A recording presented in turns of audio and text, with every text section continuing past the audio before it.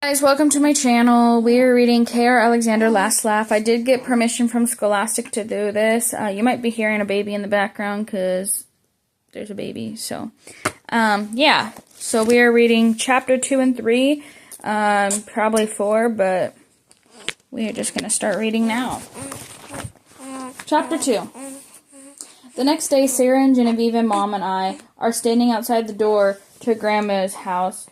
My sister and I have our overnight bags packed.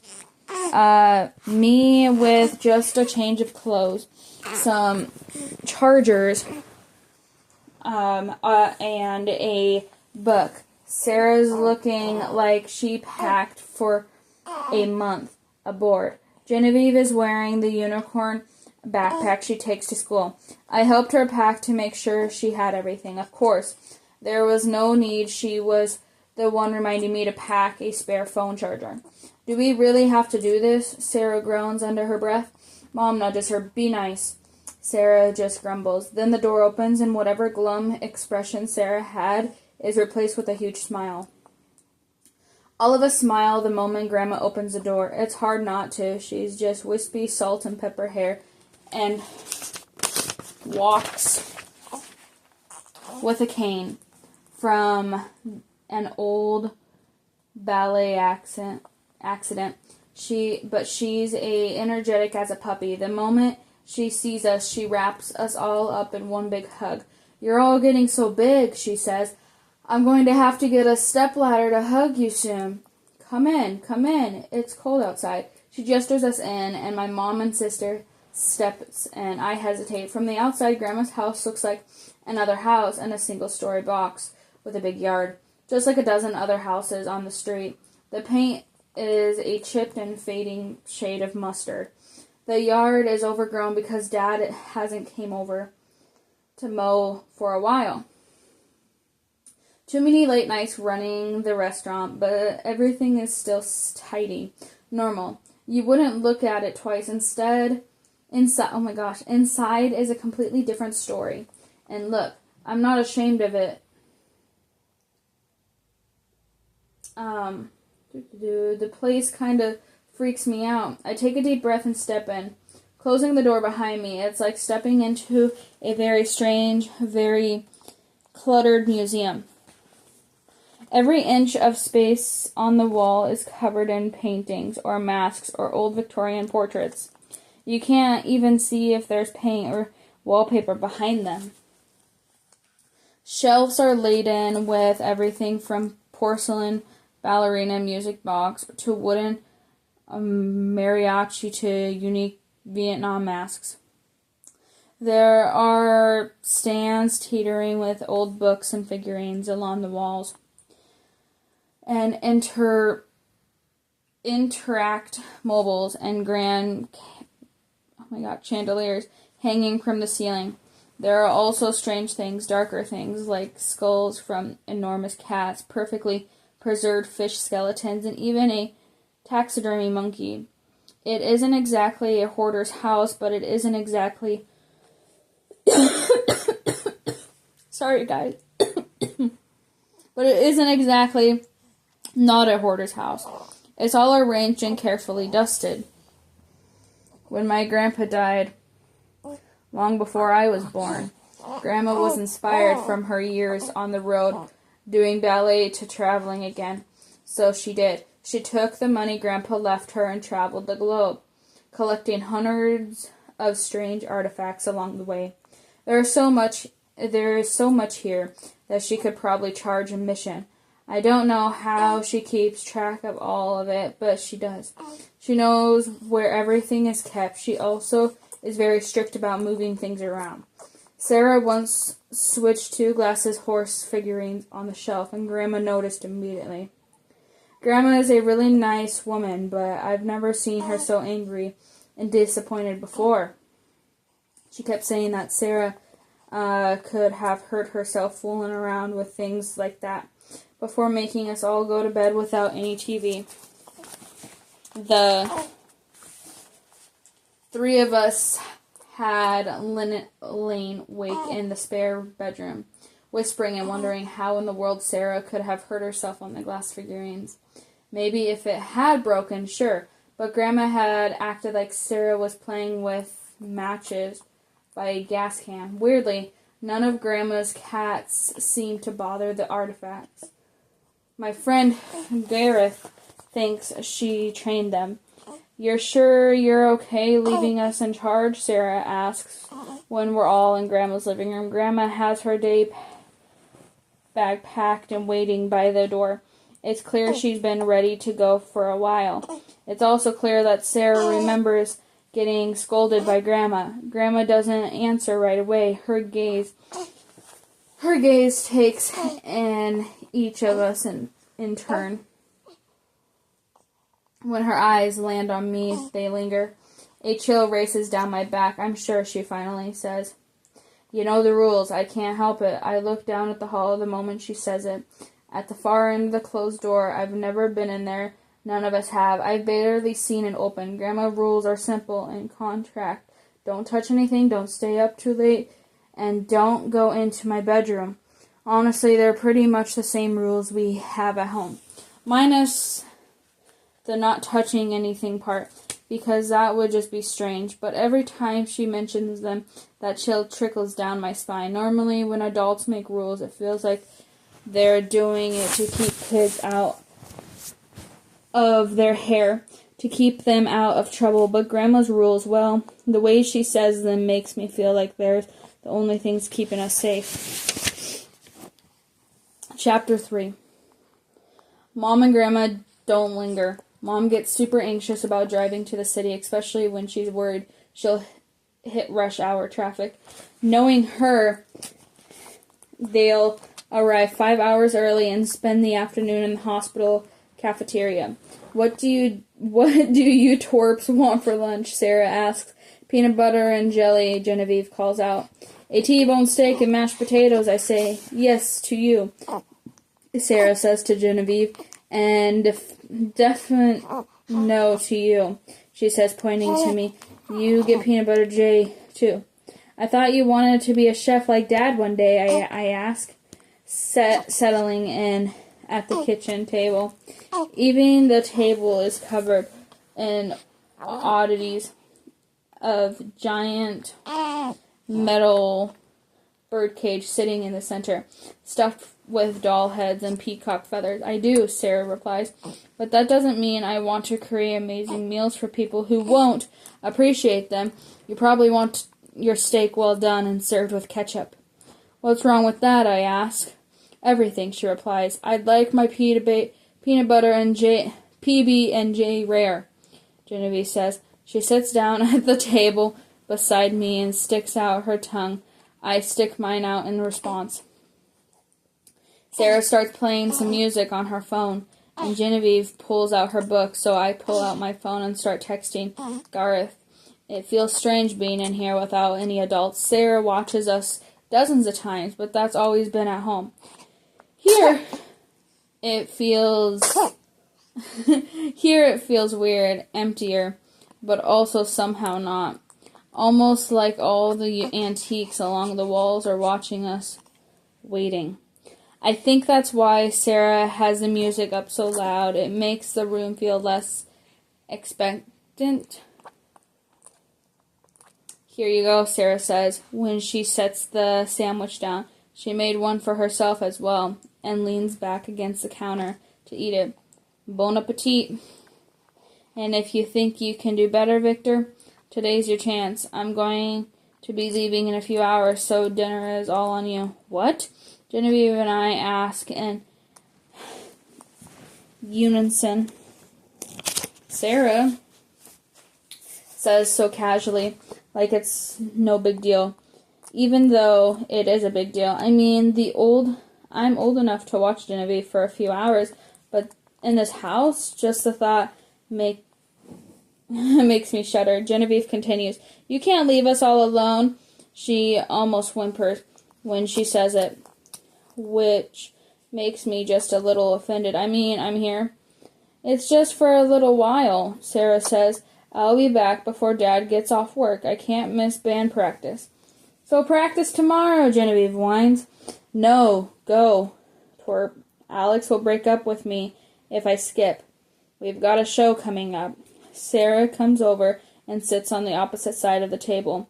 Victor's going to be in charge while I'm gone. I don't know where the words come from, but before I can stop myself, I say, but Mom and Grandma will be mad at you. Ugh, it sounds like Genevieve would say. Sarah leans in. There is a glint in her eyes that makes me swallow hard. Sarah is always the laughing, silly one, but her look is deadly serious. Not if neither of you tell them, she says. She looks point blank at me. Don't be a baby, Victor. You always say you want to be treated like a grown-up, so act like one. Unless you're too scared of a repeat of last time. She rattles a cage in the center of the table at that, making the doll heads within clatter. I swear half of them turn to face me in the motion, their blank glass eyes locked on me. I turn away and look at Sarah instead. Anger boils in my chest. It takes a lot to get me angry, but she knows exactly what to say. I'm not a baby. I'm not scared of an empty house, except she knows I am. She knows because 2 years ago Sarah and I stayed here overnight. I'd been terrified of the creepy statues in the room, and the sound of the cats rustling around in the darkness. At one point in the night, I woke up to go to the bathroom. When I got back, there was a doll sitting at my pillow. I screamed so loud I think the neighbors heard it. This made Sarah burst out laughing. Grandma had been so mad at Sarah that night. I was actually afraid of her. Sarah wasn't allowed back in the house for months. But Sarah thought it was worth it. She tormented me about it ever since.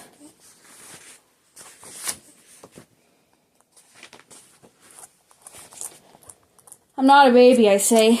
My teeth clenched. Good, then prove it. I will, I reply. My eyes flicker to Grandma's closed bedroom door. I know precisely how I'm going to do it. Chapter 4. Sarah leaves shortly after lunch. She says she'll only be gone for 2 or 3 hours, and I know she'll stick to that. She doesn't want to get in trouble, and if Dad gets here before she's back, she'll be grounded for a month. Which means it's just me and Genevieve and Grandma's 3 cats, Tibbets, Yellow, and Marcy. The 5 of us sit in the living room. Grandma has a TV, but she doesn't have internet or cable, so we just have an old DVD of Monsters, Inc. We've both seen 100 times playing in the background. Genevieve is too busy reading a book to watch, and I'm too busy playing a game on my phone to care. But the background noise is nice. Otherwise, it's way too easy to become aware of the heavy silence in the house. The terrifying sensation of all the strange dolls and sculptures and taxidermy staring at us. My eyes flick up to see a porcelain Mariatti on the top of the bookshelf, leaning precariously over the edge, its black eyes directed at me. I love my grandma, but man, this place creeps me out. I just have to hope it creeps Sarah out as much. I have to scare her, and it has to be a good scare. Something she'd never see coming. Something she'd never want to see coming. And there's one thing in the world that scares her more than anything else. Clowns. It's like a gut-deep fear. When you see movies or cartoons where someone leaps on a chair screaming because there's a mouse scurrying around. That's my big sister with clowns.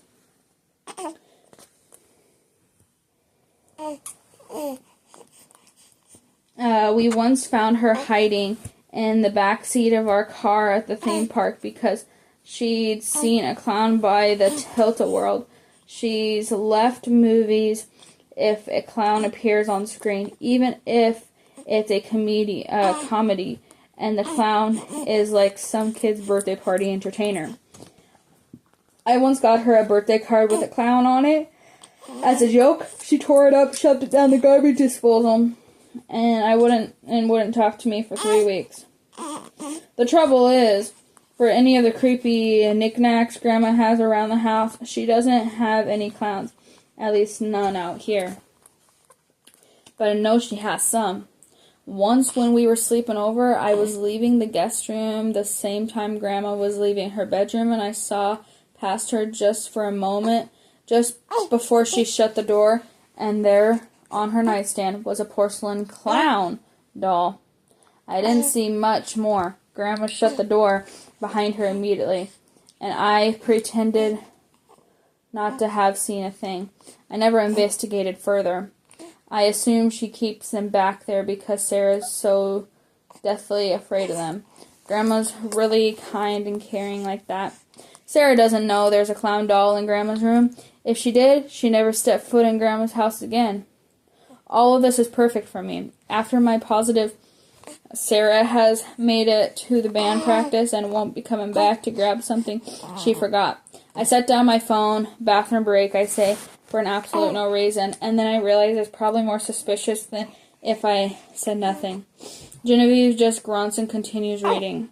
I stand up and make my way down the hall, trying not to trip over any cats. I head to the bathroom and open the door, but I don't step inside. Instead, I turn on the faucet so Genevieve can hear water running. Close the door. I tiptoe down to Grandma's room. My heart hammers in my chest and my hands shake. Just a little. I might not follow all the rules all the time, but this feels wrong on a very deep level. I don't know why, but it feels more dangerous than the time Gareth convinced me to pet Miss Jameson's pet Rottweiler.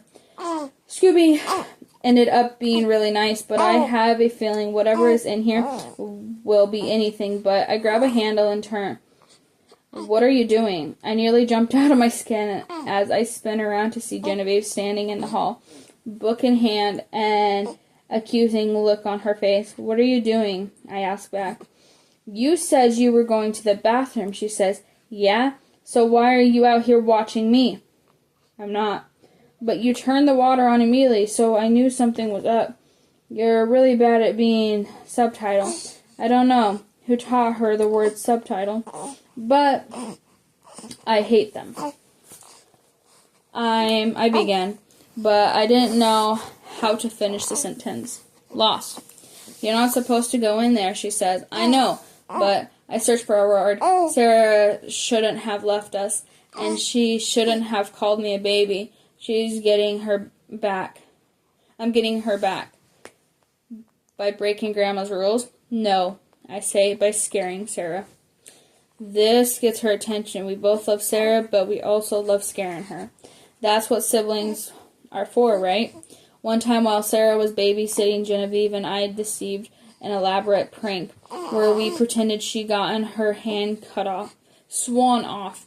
Genevieve came in with ketchup-covered towel wrapped over her hand, crying in full volume. We thought it was hilarious, but Sarah didn't not.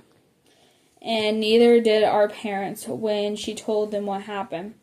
We got grounded, and Sarah got a new phone case.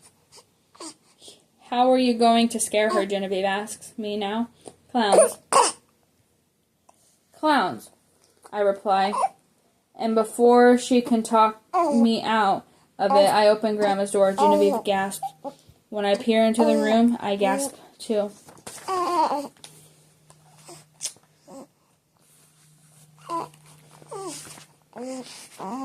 Chapter 5. When I got that one previous magical glimpse into Grandma's bedroom, I saw a single clown on her nightstand in my head. That's all I assumed there was. One clown. One easy scare. I was very, very wrong. There isn't a single clown in the bedroom. There are hundreds. I step into the room, my mouth hanging open, and Genevieve nudges in beside me, her book completely forgotten. How many are there? She whispered in awe. I don't even know, I reply in a similar tone. They are everywhere. A dozen plush and knitted clown dolls pile on top of Grandma's bed, their buttons' eyes staring lifelessly at us. Her nightstand is covered in tiny clown figurines, all shapes and ages, some smiles and others frowning, and every color and pattern of clothing you can imagine. Porcelain and fabric dolls lounge on their window pane, their long arms and legs trailing towards the carpet. One entire wall is a shelf that bows under the weight of even more clowns. translucent glass dolls and bubble-like heads and hair, bobbled head clowns and glassy tears, tiny Peter figurines, Mariotti with red noses. There are even a stuffed teddy bear with clown makeup and a big striped bow. This is so disturbing, Genevieve says, again with the big vocabulary. I was going to say weird, but yeah. I had no idea Grandma had such a fascination with clowns. She never brought them up, never tried to get us to go to the circus, never hired one for our birthdays. She never mentioned them. Not once. Not unless it was a relation to Sarah's fear of them, at least. So the fact that she loves them so much is a surprise. A disturbing surprise. It feels like secret information. I don't know what with that. Do our parents know about this? Does anybody? Which one are you going to pick to scare Sarah? Genevieve asks. I look around. Honestly, now that I'm here and looking at them, I don't want to pick any of them. I'm not scared by them. Mostly just weirded out. But there's something unsettling about this room. The hairs on my forearms are prickled up, and I have the strongest sensation I'm being watched. And that strange sensation is coming from all over, from everybody. Every beady, glassy, or button eye. The clowns are watching me, I know it. Get a hold of yourself, I think. They're just toys, creepy toys. There's a clown over in the corner that catches my attention. It's almost hidden in the pile of other clowns on the floor. Easy to miss in case Grandma comes back early for some reason. It's not that big, smaller than the teddy bear. It has a white porcelain head and giant red lips, while the body is in striped satin suit. Its white gloved hands are splayed wide, as if waving hello. Its feet are wearing giant red shoes. Always the stupid big shoes, I think. I slip around to the other side of the bed for some reason.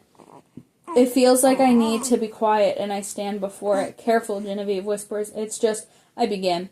But I can't find the sentence. I want to say it's just a toy, but I don't know. For some reason, that feels like a lie. I look back down at the clown at my feet. I stare across the room blankly. My heart hammers. Don't be a baby. You could do this. Just pick it up. I slowly crouch down. And just as my hand reaches for the doll, something behind me crashes. I leap up and look back. Tibbets dashes off down the hall. The stupid cat knocked over one of Grandma's vases in the hallway. From here,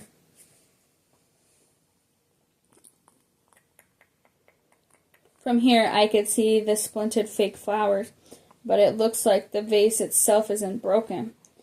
I'll get it, Genevieve says. She darts out and begins putting the flowers back. Clearly, she doesn't want to be in the room anymore because she hates cleaning. Strange, I think. Grandma's cats usually know better. Before I can start second-guessing, I reach down to pick up the clown doll. It's cold, and the satin is soft under my hand. You're not that scary, are you? I ask it. The clown does nothing. Of course it does nothing. It's a doll. I turn to leave Grandma's bedroom, giving one last quick glance around to make sure everything else is still in its proper place. Everything is. At least I think it is. It must be my imagination. Are some of the dolls watching me? And wasn't that porcelain one over there crying a moment before? Now it's smiling? Get a hold of yourself, I whisper to myself. You're supposed to be scaring Sarah, not yourself. I shut the door behind me, and I head back into the guest room. There is a bed or two coats. Sarah claimed the bed, of course. Older sister privilege, she said. So I go over and pull back the covers and hide the clown right below the pillow. So when I pull the covers back over, she won't notice a thing. She'll never know what hit her, I say with a grin. Then I turn out the light and head back to the living room to wait for Sarah to return. And that is the end of this video. I will see you guys in video with chapter 6.